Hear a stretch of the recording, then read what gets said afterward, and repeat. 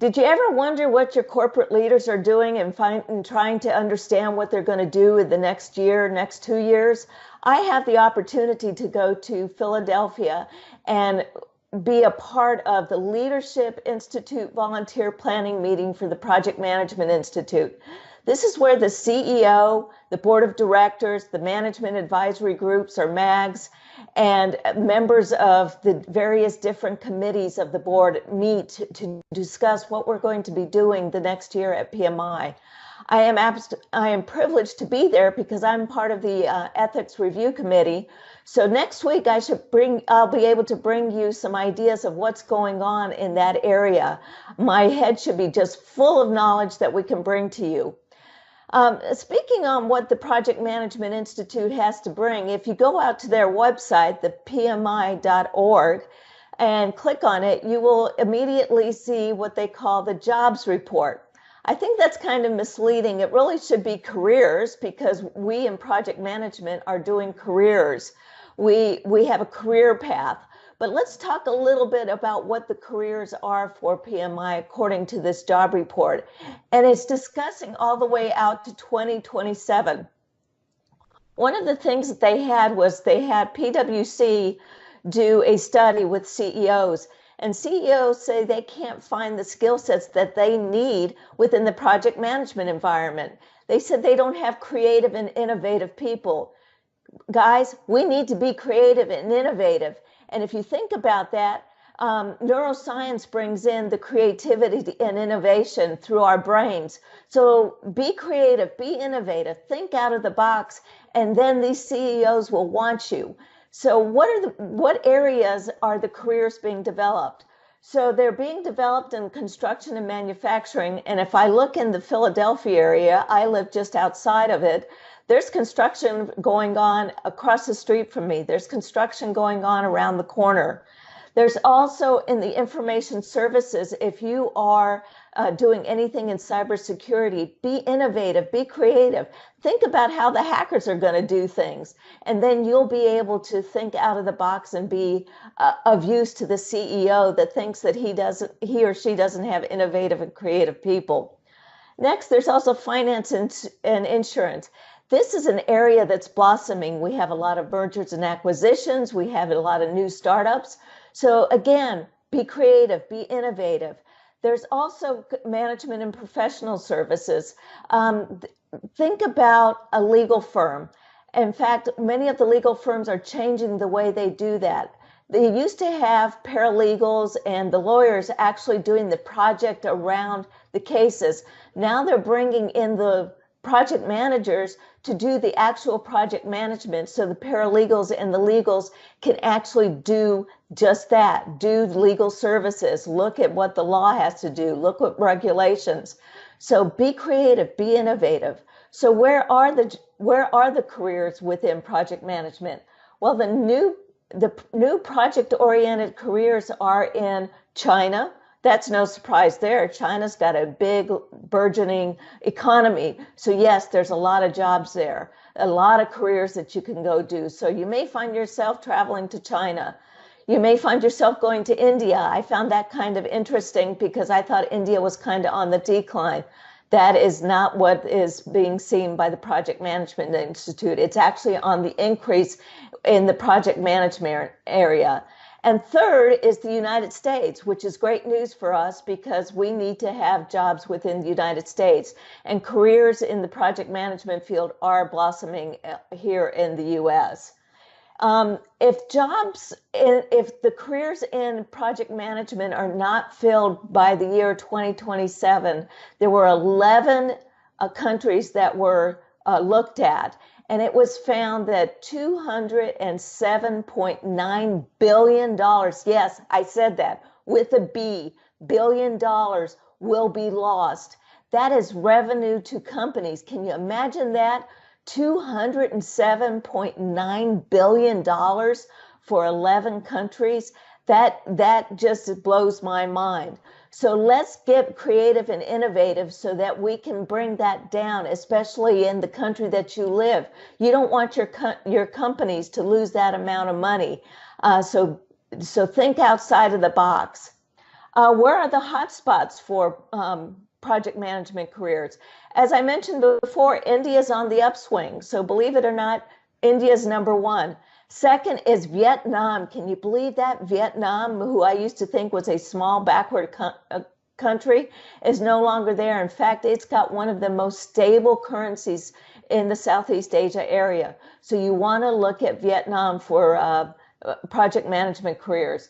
Following that is Peru, then Canada, our neighbors up in the north, and then Germany if you're in the EU. So look at Germany to look at career paths. So if you are looking at contracting within the project management area, it's expected that there is over 10 million jobs in the contracting area. Now, I will be honest in that I have received headhunters and asking me to fulfill project management opportunities, and I've been surprised that it's in the $50 to $60 range. So be careful with the jobs that you're looking at in the contract. If you're contracting out, don't sell yourself short. Be creative, be innovative. Talk to these headhunters. Tell them that $50 to $60 is not what you're looking for, and tell them that you bring more to the to whatever company that you're going to contract to, because you think outside of the box. You can bring in their projects under budget or under scope, or I mean, not under scope. Of course, you want to bring in the scope. So think about that when you are discussing with headhunters and talent managers at companies. Don't sell yourself short. You've got a lot that you can bring to these companies. So what are some of the salaries? Where are the median salaries highest? Believe it or not, it's Switzerland. Switzerland has the highest median salary for project managers. Now, that might be because the cost of living in Switzerland is very high. So take that into account when you're thinking about that. Next is the U.S. Not surprising there. U.S. has been known for project management, so I would hope that our median salary would be higher. Again, I was a little surprised to see it that it was in the low six figures. So we need to bring that up, and we can only bring that up by being creative and innovative. Next is Australia. So if you're in Australia, you have a good median income. And then finally is Germany. And so it was great to find out that there are great areas. So where are the innovative and creative jobs at? As I mentioned before, IT is one of the first types of jobs that people are going to look at to be creative and innovative. Then healthcare. Healthcare is just blossoming. Again, there's a lot of merger and acquisitions. There's new construction. There's health in the insurance industry for healthcare is just changing rapidly here in the U.S. So we need to find out innovative ways to do things for patients, and everything's patient-centered. So if you're in the healthcare industry, you as a project manager can bring a lot to that industry. So be innovative, be creative, think out of the box. Next is finance. We talked about the finance industry. We talked about construction. But one that I found kind of interesting was digital workout. What is digital workout? Digital workout has to do with the workout industry, believe it or not. If I go to the gym, so it has to do with gyms and all the different things. Think of Peloton. If you're here in the US, and I don't know if they advertise in other countries, but you can buy a stationary bike where you can get onto it and immediately you have an instructor that gets on and pushes you through a workout. And it's live. It's not something that's pre-recorded. So you have a live instructor at any time of the day, 24 hours a day, to push you through a workout. That is amazing to me. So gyms are trying to do this as well. But the problems with gyms is that their equipment is not replaced except for every 5 to 7 years. So how do they keep up with the internet? Yeah, some of the items are connected to the internet so you can watch television, but it's not really telling you how you're doing with your whole workout at the gym. It can't tell if you've been swimming. It can't tell if you've been outside working out as well. So those gyms that are being creative and innovative are looking at ways to bring your whole workout and ways to motivate you. So be creative, be innovative, and you will find out that you are working out in different ways than many people. So let's change gears a little bit. There is a podcast called Projectified by PMI, and it's kind of interesting because it has about 6 different, let's see, 1, 2, 3, 4, 5, 6. So yes, it has 6 different podcasts, and this was kind of brought on by PMI quite quickly. The Project Management Institute usually has, when they institute something new, it comes on with a lot of fanfare, but this didn't. But I have gone out there because, as I mentioned before, I really like neuroscience, and I like how to bring neuroscience into projects. So I looked at the Projectified podcasts, and I was kind of interested in the digital transformation because that was done by a McKinsey senior researcher. And I found some tidbits there on neuroscience, and you might be interested in finding and talking about digital transformation because it can help you think innovative and creatively. Because believe it or not, this senior researcher from McKinsey said that 50% of the jobs that are done now by people can be done digitally. So that's kind of scary to think that 50% of the jobs may go away in the next 10 to 20 years because it'll be done either by artificial intelligence or some other type of Internet of Things. This was also brought in by the artificial intelligence podcast that was done by Projectified. And it again was done by a McKinsey senior researcher. And it was kind of interesting to understand that, again, in this artificial intelligence, it was said that 50% of the jobs that are done will be done by machines. That is astounding to me. So what are we going to do if 50% of our jobs are taken? Again, you've got to be innovative. You've got to be creative. So go and look at these podcasts because there were others on career development. And that one was kind of interesting because at the end of that podcast, it talked about us women and how women need to bring into the area of project management and how we can be more successful and talk up and be credible in the workforce.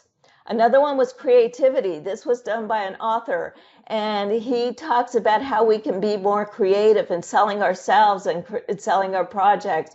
So again, you've got to be creative, you've got to be innovative. I will say when I was listening to this one, I didn't bring in any tidbits to innovation and creativity from a neuroscience perspective. But again, I think you should look at it because you need to be creative and innovative in your job, and he gives you some tips as a project manager. The next one was pitching your project. It was about communication, and it was by a speaker. So it had some credibility to it. I wouldn't say that anything new if you're a senior project manager, but it might bring into you some things that you may have forgotten that are foundational for pitching your project or pitching a new project. Remember, just because you're on a project that's been going on for years because it's a big mega project, you may need to think about it and pitching it because it may lose interest as time goes on. Finally, they talk about agile.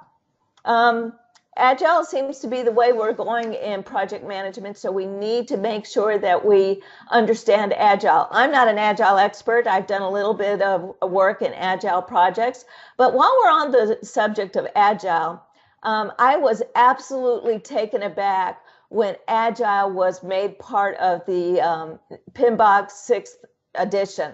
So yes, the PMBOK 6th edition is out, and believe it or not, I was just taken aback as to how many pages are in the PMBOK. The PMBOK now has 756 pages. Did you hear me? 756 pages. That is absolutely crazy. Let me take a breath here. Again, 756 pages. How can you, if you want to go and be a PMP, so a project management professional, that's getting your certification in PMI, understand and be able to be an expert in that area? Because it's expected, if you're going to go for the PMP, that you know the project management, the PMBOK guide, which stands for Project Management Book of Knowledge, that you are an expert in it. There are 10 knowledge areas, and the latest one is stakeholder. And yes, I believe that stakeholders should be a knowledge area, but there's processes that go around these knowledge areas. So it's just blossomed. A companion now to the PMBOK guide is the Agile Practice Guide, and it is 168 pages. I'm making the assumption, and I don't know this for a fact, but it's an assumption, and I'll try to find out, that since it's a companion to the PMBOK, you will need to know that for the exam. So now the registered education providers have to be able to bring to you 924 pages in a coherent way that you can learn it for passing an exam. Many years ago, when I took the PMP exam, it was based on the PMBOK, which was about 150 pages then, and I think we had 8 knowledge areas, and the exam was divided into the 8 knowledge areas, so you knew what you were going to be studying about at that time. So it just dumbfounds me how much knowledge is expected of the project manager who has only been practicing for 3 to 5 years. Again, 924 pages. Stay tuned on the facts of the PMBOK as I start reading more of it. Again, I haven't read it cover to cover. It'll take me a while to do so. So while we're talking about reading cover to cover, let's talk about some of the journals that are going out there. There is the Project Management Journal, and it has 9 different areas, and the latest, it has 9 different articles, and the latest one is from December-January timeframe, and it has to do with mega projects. Mega projects are here to stay. There are going to be much more of them, and mega projects are those projects that are billions of dollars. Can you imagine doing an oil refinery, doing something, an oil rig out in the Atlantic Ocean? Those are mega projects. They last for years. They're not necessarily a program. Remember, they are a project. But the project manager that are doing those needs to understand. So I would highly recommend, if you are in a mega project, to go out to the journal and read some of those. Look at it for the findings and the conclusions. You don't have to read the academic part of it, but you would be surprised what you'll glean from the findings and the conclusions from those, because you can take some of that and add it onto your project creativity and innovation. So what are some other things that are coming out in the project management area? Well, as I mentioned before, if you are going to be studying the PMBOK guide to be a new PMP, you definitely want to get the Q&A for the PMBOK Guide 6th edition. This will give you some ideas of what's happening, what has changed in the PMBOK Guide from the 5th edition, what is important in the eyes of PMI. So you may want to get that and understand it and read it. Another one is how successful organizations implement change. I actually was the editor on that book, and it has to do with organizational change management. There are several authors that have, each chapter is written by a different author. So I would highly recommend that you take a look at it. You can look at it from the PMI Marketplace on their website, or it's also available on Amazon. Go and have a look at the different chapters in Amazon. You can look at the table of contents. It's a great read. I absolutely recommend it. Another one that is available is called Integrating Program Management and Systems Engineering. Now, I did systems engineering within project management, but I've never heard about it in program management. So I will be buying this book and giving you more information on it. Also, I would recommend the Guide to Business Analysis. The reason I recommend this is because us as project managers did business analysis many times. We had to do the business requirements because there were no business analysts at that time. So understand what's going on in the requirements area, because it's very difficult, especially on these mega projects and on programs and in portfolio, to glean the requirements, translate it into a business or translate it into IT. If you have a good business analyst, you have gold on your project or program. And you need to have them also think creatively of how we're going to handle these business analyst things. So I want you to be able to understand all of the stuff that's coming out in the business and the project management world. So stay tuned weekly and make sure that you go to www.rainmakertips.com. Again, that's www.rainmakertips.com. Because there you can sign up for my YouTubes and you can see them live, or if you don't have the opportunity to see them live, you can then see them recorded. So again, that's www.rainmakertips.com. And you also can see my daily and weekly tips to make you a more creative and innovative project manager. See you next week.